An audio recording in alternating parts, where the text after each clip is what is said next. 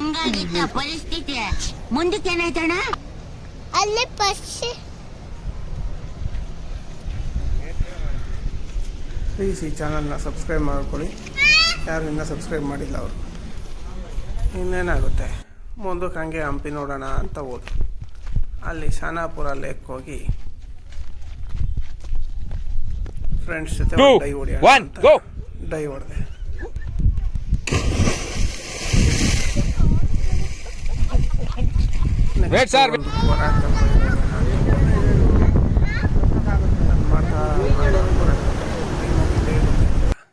Next ಹಂಗೆ ಪಂಪ ಸರೋವರ ನೋಡೋಣ ಅಂತ ಹೋದೆ.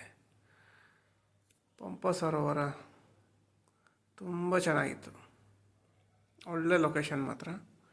ಯಾರು ಹಂಪಿಗೆ ಹೋದವ್ರು ಮಿಸ್ ಮಾಡ್ಕೋಬೇಡಿ, ನೋಡ್ಕೊಂಡು ಬನ್ನಿ.